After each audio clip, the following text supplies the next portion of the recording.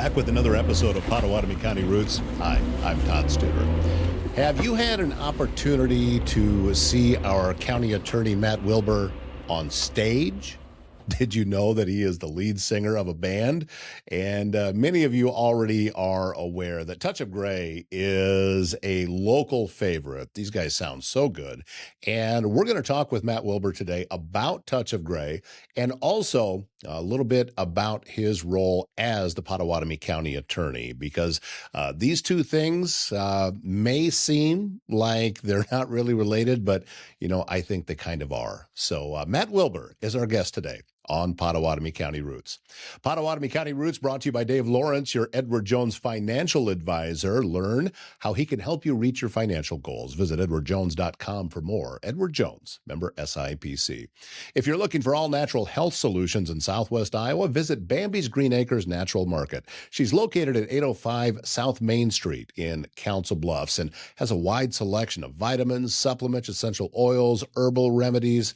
She's staffed with over 37 years of experience that can help you reach your health goals.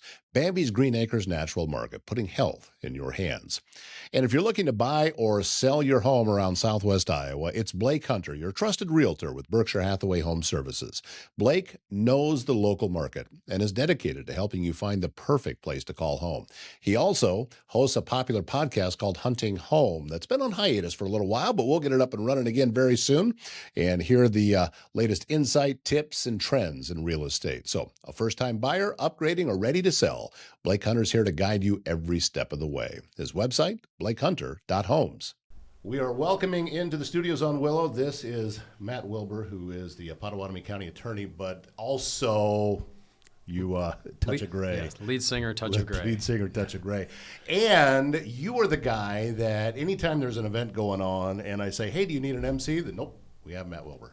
I do. I hear that quite I feel like that's my sort of permanent part-time job around town quite a bit. Yeah, it's you do a great job though. Well, because I know that if you're there, I'm going to have a good time. Sure. You just obviously speaking for a living, which is what you do. Right. That you understand about how to put together, keeping an audience engaged. Certainly. Which is a big part of that. Yeah. Well, I want people to have fun. I mean, obviously, most of the stuff that I'm emceeing, these are fundraisers. Yeah. Right, and so it's either helping Mercy Hospital with the Heritage Awards, or maybe our Conservation Foundation, or Heartland Family Service Strike Accord. These are nonprofits that I care about, and I want them to have good events. So hopefully, we can say some things, maybe tell some jokes, get people to smile, get them to loosen up. And just and have a good time. So try not to say something that gets myself canceled. That's in today's world, And I think they feel like I'm pretty safe. They know I'm going to have some maybe dumb jokes, but that will probably be appropriate. Yeah, so. it's gonna be safe enough, right. I think, for whatever the room might be. Right. I'm the same way. If I have one of these in front of me, and this is a philosophy that I've had going all the way back to my beginnings in radio, which was in the early 90s. I don't say anything into a microphone that I wouldn't say directly into my grandmother's ear. That's a great... And that includes microphones that are not plugged in. Yeah, absolutely. Yeah. Well, I always said, people have said, sometimes with the decisions I have to make, I always used what I'd called my grandpa test. Yeah. But I'm like, would my grandpa be proud of that decision that I made if he was reading it on the front page of the Nonpareil? And so, that's just, I think if we have some of those guardrails, then, those are something that I think just keeps us grounded. Well, and plus... in the industry that I've been in, I've seen people forget that rule and things slip out. And next thing you know, they're on the air or they're out in public and you can't take them back. Nope. Once they're out there, they're out there. So I can think of there was a murder case I was prosecuting. I remember it well. It was Stan Tribble was the case. And I was pretty young as county attorney. I was pretty early in my career.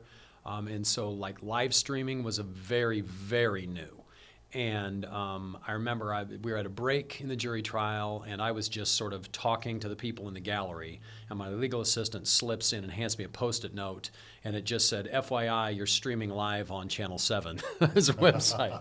And I hadn't said anything, but I was thinking, good point. There's a camera that's there in the courtroom, and even though the court's not in session, that camera's rolling, the whole time, and they just never cut the feed.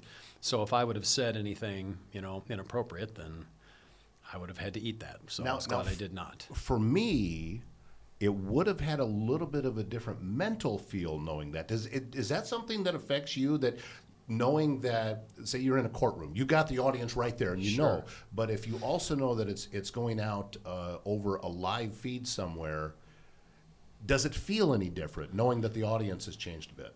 I mean, mostly not, because the way our courtrooms are set up, the cameras are always behind me, so they get a nice view of my bald spot. You know, I said the back of my bald head has made many a camera. But, I mean, I think I try to just sort of zone that out. You know, I remember that the 12 people that I care about are the 12 that are in the jury, and I just try to compartmentalize. I mean, I've only had one case that's streamed live on court TV, and that's a little extra layer of pressure because you know when it's going out nationwide. That's a little bit different. But I think we do a pretty good job of just focusing on, you know, paying attention to the witness and the judge and the jury, and just try to ignore whatever nonsense might be going on behind me. Yeah, there's. I'm relating to a lot of what you're saying, and then at the same time, understanding that there's such a huge difference. Because for you, your main audience is 12 people who are all facing the same direction. For me, and for my career, whether it be doing what I'm doing now or doing what I did on the radio, I'm talking to one person. I'm talking to multiple one people. Sure. But it's all one at a person. time. Right. And remembering that is what makes it more relatable. But for you, you do have an audience.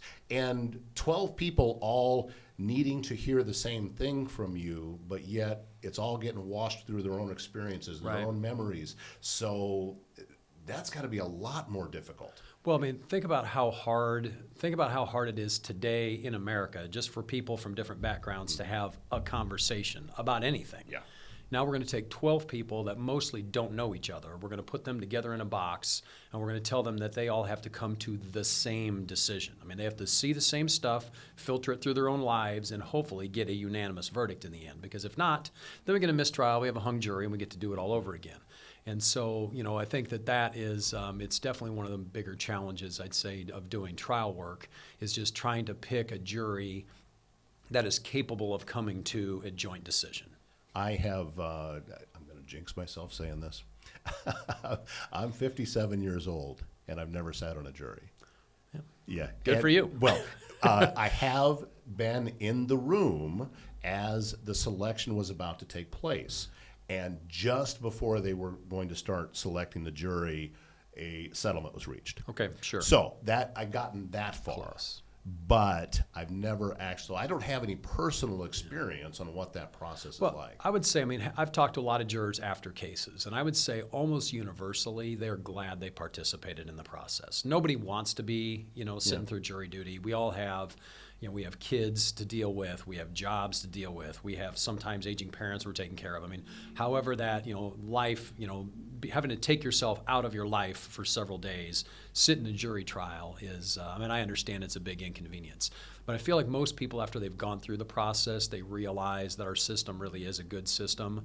I mean, I say it's the best worst system you can have. I mean, it's a human system, so it's going to be full of human errors at different points.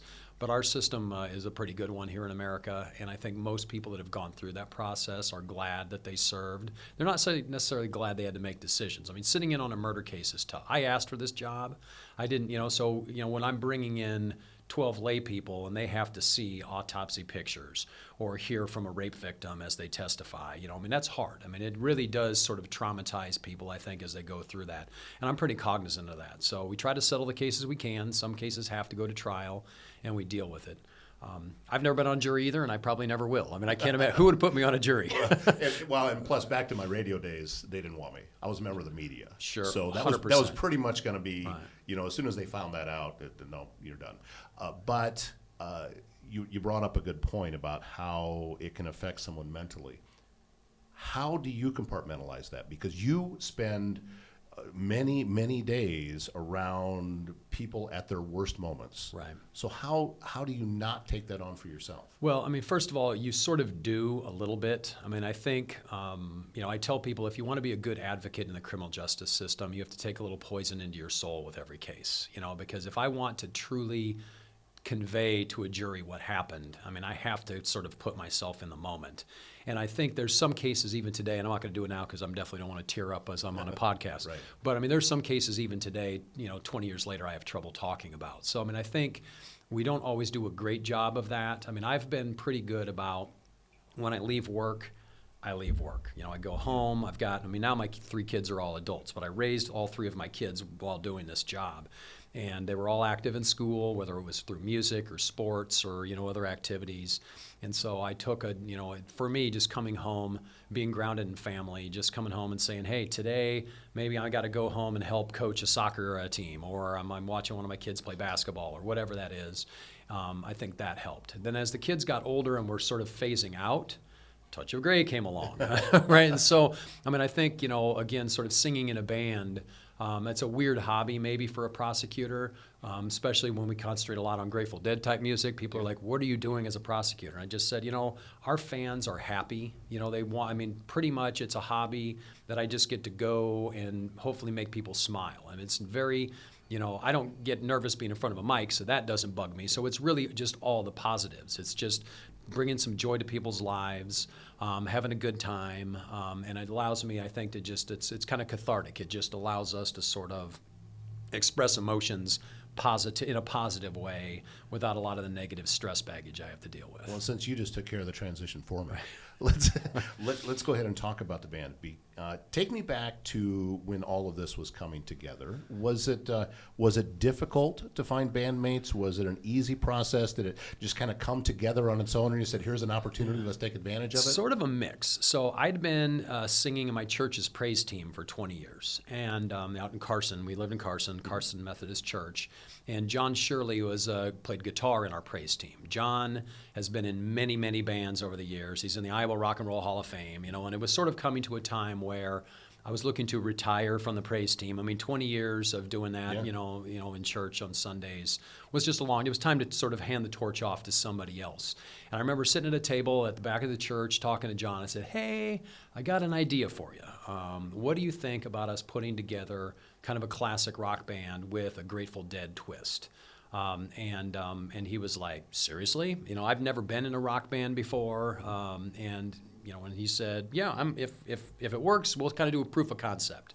And so at that time, recruited a drummer, bass player, keyboard player, and we practiced in my basement a couple of times. We're like, I think this could be something. Maybe it's not going to be great, but it's a nice hobby for some middle-aged guys, and let's just do this. Right. Well, then, one of our drummer at that time was Paul Hands. He'd been a school administrator. He got a job as a superintendent out of state. We had a bass player, had some substance abuse problems, ended up in rehab, ended up, having to take care of his own life. Yeah. DeVal Johnson came in as keyboard player for us. And so Sandy is our bass player now, and he's a friend of John's from back when they were teenagers. And he knew a kid. I say a kid, he's in his 30s, but I'm in my 50s, and John's in his 70s. So you take that mix. We had a kid that worked at Facebook and Meta, and was a really good drummer. And so it just sort of weirdly morphed into the 5 of us, coming together. So initially, I'd say it was just sort of a hobby. We thought, maybe we'll play, maybe we won't, but we're going to at least just get together and have fun. And then it just sort of took off a little bit. So, we turned down probably, of every 3 gigs we get offered, we probably turned down 2. We just... Really? My wife said this hobby is fine as long as it doesn't take up your whole life. So we try to play twice a month. That's about our average. Okay. And so in the summers we're busier. In the winter we're taking some time off right now because of some family trips. But we try to be about 25 gigs a year is all we want to play. And we just try to have fun. We start every day or every gig with a pep talk. It's a dumb one, but I would just say, good luck, don't suck, have fun. But that's sort of our, that puts it all in perspective. Yeah, we just want to have a fun, it's nobody here. Everybody is either retired or has other day jobs. This is not something they're really doing for money. It's happy if it covers the meal, they're great. But it's mostly just something we want to do, and we want to have a good time. Did you know early on just how good of a sound you have? Because I've heard you. I've been at an event, and you guys sound great. Well, thanks. So was that an early thing? I would say our ability to harmonize, in singing, I think we knew we had something there. But if you go back and listen to us 3-4 years ago, we've definitely improved. Yeah. I think... part of it is just, you get tighter as a band the longer that you've played together. And so we really don't rehearse much anymore. If we're learning new material, then we will. But yeah, I mean, I would say we probably knew 2-3 years in. We're like, we may actually have something here. I mean, again, not something any of us is going to quit our day jobs for. But, I think, we've had the opportunity to play at Boomstock. We've had, so we played at Jean Leahy Mall. We played, Stinson Park. We get to play the Davies Amphitheater in Glenwood. I mean, we've obviously played a lot of local, bars, et cetera. Mm-hmm. But I think just having the ability to do that at some of those venues, I mean, playing with the Council Bluffs Symphony Orchestra back in last April was just a bucket list opportunity for us to play, 2 nights with a whole orchestra backing us up, and we've had some fun opportunities. How do you find, obviously, Grateful Dead twist, so just grab Grateful Dead songs. That part's easy. Sure. But if you want to put a common thread through the whole thing, where are you going to some of the other popular music with the other popular bands? So almost all, I try, I'm not saying all of our songs are this way, but almost all of our songs have a Grateful Dead connection. Either it's a Grateful Dead song themselves, mm-hmm. or it's a song that they covered, or it's a song by an artist that they shared the stage with. So, like, we'll do Secret Agent Man by Johnny Rivers, which seems like a weird Grateful Dead connection, but they played together at the Monterey Pop Festival in 1967, mm-hmm. and so there's our connection. And so I always try to find, if somebody was to ask me what's the Grateful Dead connection on any particular song, I probably could give it to you. We have probably 3 or 4 that we play that we just do for fun that really have no connection, but most of them have some connection. And then the other thing we wanted to do was to do songs that people go, oh, I forgot about that. That's a great tune. Yeah. So I mean, I love Sweet Home Alabama, but we don't do that. Every cover band does that song. And so it's not that it's not a great song, it's just we wanted to do something different. So, we'll do, Van Morrison, but we're not going to do Brown Eyed Girl, we're going to do Into the Mystic. So we're going to do songs when people hear them, they will say, oh, yes, I forgot about that. But maybe it's not one that you would expect a lot of other bands to play. And so I think that's also helped us get some shows over the years, just because I think we have a unique set list.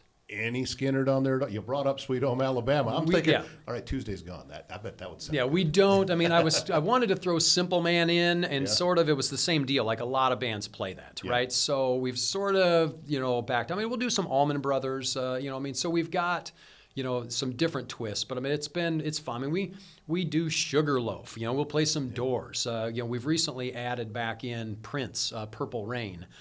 Because Bob Weir, who recently passed away, when Prince died, Bob Weir sort of did a live stream and sang that song along with another band that was backing him as a tribute to Prince. So that gives us a hook and a connection that people wouldn't. They're like, what is this Grateful Dead group doing playing a 1980s Prince song? But that's a connection. Right. And so we're always looking for something, and it gives us something. I mean, sometimes people want to hear you talk. A lot of times they're just like, let's talk more rock, and that's fine. And, those gigs where you're sort of background music at a bar, then you just play and you don't really worry about talking much with the, the venue or the group. But, there's sometimes you get an opportunity to interact more, and you get to maybe tell a little more of the history of why we've picked a song or why, this is special in sort of the, the Grateful Dead discography. We'll just say that's easier for me to pronounce. And so I think that's just one of the things that we find interesting. We can talk about the songs if that's what the audience wants. We're also fine just moving one song into the other and having fun. I can't imagine you having too many gigs where it is just the background music kind of thing. I mean, you're limited if you're doing just 25 shows a year, then you're kind of limited with that. And I would think that's going to make you more in demand, and people are going to come out a little bit more to see you. Sure, I would say there's some of that, but when you're playing at like one of our favorite places to play locally, we play at the Dock, here in town, and so we usually play 2-3 times, a year there. In fact, that's our next show, March 21st. Feel free to be there. Yep. But that is a built-in crowd. They're used to going there and listening to music, and it's a very dancey crowd, so a lot of people get up and dance, so we sort of set up our set list accordingly. But sometimes you can play at places where, really everybody's just sort of having dinner around you, having drinks, conversations, and, it's tough because, if you have an ego, you're like, hey, listen to me, I'm singing, right? But the point is, we're there to provide entertainment for folks however they want to receive it. And so, we'll play at a place called Byron's, which is up in Pomeroy, Iowa. And when you go up to Byron's, it is a concert. I mean, Byron tells everyone, shut up while they're, if you're going to have a conversation, head outside. When the band is playing, you're expected to be quiet and listen to it. And that's a very high-pressure place to play because it's a very musically astute crowd, and they're eyeballing you the whole time, right? You have a little more forgiveness when you're playing at a bar and everybody's just sort of enjoying their, chicken wings and having a beer, and every once in a while they look up and give you a polite clap. It's a little different pressure at one of those places. You're getting up. That's where I grew up. I grew up in Pocahontas County. Oh, all right. So I know right where Pomeroy is. Yeah. My time up there goes back before Pomeroy and Palmer merged into the same school. Yeah. Pomeroy was their own school back then. And so the fact that you're going up that far north is, and the fact too that there's a good music crowd up there. Nothing but small towns. No, you get up that far. I mean, Fort Dodge, but that's a good distance from Pomeroy. Yeah. So Byron's is sort of an iconic little bar in Iowa in the music scene, and he doesn't bring hardly any cover bands in. He usually he'll bring in blues artists, country artists. It's usually people who are doing original music. But Byron drives a Prius, and the license plate is Deadhead. So so I reached out to him pretty early when our band started and said, "Hey, we got a new Grateful Dead band," and and I sent him a couple of recordings of a couple of our songs. So we would love to get an opportunity to come up and play for you, and he tried us out, and we've been back every year since. If it was me doing this, I would be looking to have fun finding those connections into other songs that the Grateful Dead were a part of. That I would get obsessed about that. And I am, and I will say that my bandmates will tell you I'm irritating about it because they will come up with suggestions, and then I'm always firing back, what's the Dead connection? Yeah. And then they don't like that because maybe they've got a good song for us to play. We really don't have one. But, I'm really trying to keep us, I don't want to say on brand, but, it could be easy. There's so many great songs in the world.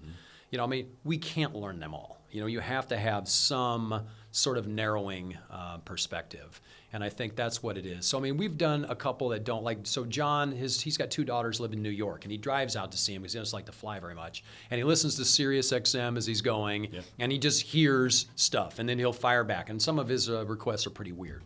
And I'm like, no, nobody knows that song. We're not doing that song, right? And then they're like, But one day he did that, and he goes, what do you think about this? And he had just videoed with his phone and what was playing, and it was Lucky Man by Emerson, Lake and Palmer. And I'm like, okay, I don't know if there's a Dead connection, but that is a fantastic tune, and it feels era appropriate. And so we added that in. So, sometimes it's just sort of an organic process about somebody just hears a song, they like it, and we add it in. I was going to ask you if there was a connection there because I did music shows a long time on the radio, so I think you know more about it than I do, but I'm pretty good at it, and I can't find that connection. Yeah, there really was not initially. Emerson, Lake and Palmer was a super group at the time. It was sort of put together for that. And then by that time, the Dead were playing bigger shows as well. So, but I can find we play LaGrange by ZZ Top. ZZ Top opened for the Grateful Dead very early in their career. Back in 1970 or 1971, and so I said that's enough for me. They didn't play LaGrange. Actually, it was a couple years later, but we really like the tune, so we do it. So we can find. I can at least usually find some connection. All right. So can you find a connection then with the Babies? Put in do you have anybody that can hit those notes? Well, so first of all, I hate to admit this, I'm not familiar with the Babies. Oh well, this is the Babies go back to. Why my brain is shutting off. This gray hair grows inward too sometimes. But the lead singer went on to form Bad English.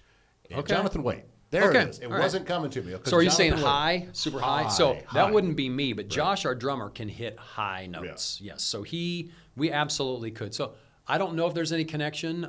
If I come back in the future and do something, I'll let you know if I find one. That would be fun. Yeah, because I look at there's a lot of connection with the Babies and Journey because Jonathan Cain, keyboard player for Journey, joined the Babies on their last album before he went over to Journey. Okay. So there's a lot of strange connection there. Yeah. I can find that. We recently sort of picked up. We played "Take Me Home, Country Roads," John Denver. Yeah. And there's not a Denver Dead connection other than.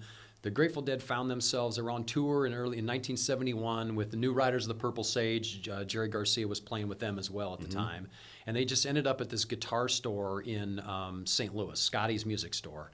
and they just sat around and started just sort of an impromptu jam session, and that was the year that Country Roads popped out and like hit #2, and they just played it together. I'm like, it's always a crowd pleaser. I mean, it's sort of campy. I mean, it's sometimes people are like, what are you doing, playing Country Roads? But you almost always get people will stop, turn around, listen. They're singing along. I mean, it's a fun tune to do. So I said, especially with today's internet. I mean, I can just plug in like a group and Grateful Dead, or a song and Grateful Dead, or something, and you usually can find a connection. John Denver, back in the 70s and early 80s, if there was ever an example of being oversaturated, it was him. But I think that the appreciation for him came back. Sure. And especially after he passed away. Yeah. And to me, one of the best singer-songwriters that's ever been out there. Oh, yeah. I think he is just so good. I think I would agree with that. I think the appreciation for him, I mean, he went through a time where, he was on the ascendancy, and then it was like lame to be a John Denver fan. Yeah. And then he came back. And I think, it's sort of, I think people have more appreciation of his songwriting today. There's a lot of those guys out there. I mean, the Bee Gees. The Bee Gees came back. Sure. Wait, they're cool. I actually, on social media about 5 years ago, I made a post that the older I get, the more I appreciate the artistry of Hall & Oates. Yeah. But at the time, when they were really big, it was, okay, this is just bubblegum stuff, and it was embarrassing to listen to them. But now, I really like these guys. Yeah, there's always things come back. I mean, just like the bell-bottom jeans, right? Things get into style, they go out of style, and then they come back. Well, I think what you've done here, Matt, is answered the question earlier for how do you compartmentalize everything that you do with your day job. Yeah, you have your outlet, and this is a way to bring life full circle and to remember that there's a lot of good in the world. 100%. And there's a reason to enjoy the sunrise, and there's a reason to get out there and support the community that you live in and entertain the people in the community that you live in. And it all makes sense. Well, I can say so my recruiting pitch for when I'm trying to get new attorneys to come to my office, like the recruiting pitch is usually long hours, high stress, no respect, but at least the pay sucks, right? I mean, that's that's our, so my pitch really needs to be, you want to make the world a better place, and I will hopefully create an environment where you're not going to miss your kids' soccer games and choir concerts and church. You're going to be able to have a family life and do a job that you feel like is worth doing. And so I really work on, I'm very blessed to have a full staff in the office. And I think one of the reasons why is because I tell them, if you want to be long-term in a job like this, you have to have an outlet that is not just the job. Right. Well, I am grateful that you come over and shared just a little snippet of everything that's going on with that. And I hope this isn't your last visit to the studios. Great. Love to have you come back. It's been wonderful. Yeah, and we don't have a ton of time here today. You've been gracious with that.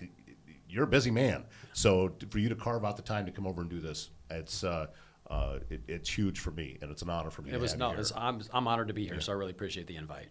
Castle and Associates of American Family Insurance, your local insurance provider for all of your home, auto, life, business, and farm insurance needs with 4 convenient locations. They're in Trainer, also Council Bluffs, Bellevue, and Elkhorn, which means they're local and in your neighborhood, ready to help you navigate the complexities of insurance today. Travis and his team will educate, advise, and simplify insurance, all to protect those things you cherish most. Give them a call for your free quote. A leak, a clogged drain, a big remodel, all right in the wheelhouse for Waldstein Plumbing in Council Bluffs. Fast, reliable service, expert craftsmanship, handling everything from small repairs to major installations. They're locally owned and trusted and take pride in doing the job right the first time. So residential or commercial, big or small, when plumbing problems strike, call Waldstein Plumbing, waldsteinplumbing.com. And Service Master Restore by Schmader knows it's hard to get back to normal when you've suffered serious property damage due to flooding, fire, or smoke, and it leaves you with all sorts of questions about how to get things back to normal. That's why you need Cindy Schmader's phone number. Service Master Restore by Schmader can get things back to normal. Give this number a call, 402-339-9911. Thank you again, Pottawattamie County Attorney Matt Wilbur. Looking forward to seeing you back on stage with Touch of Gray. And I'm also looking forward to having a great weekend. I hope you are too. My name's Todd Studer, and we'll see you here Monday morning.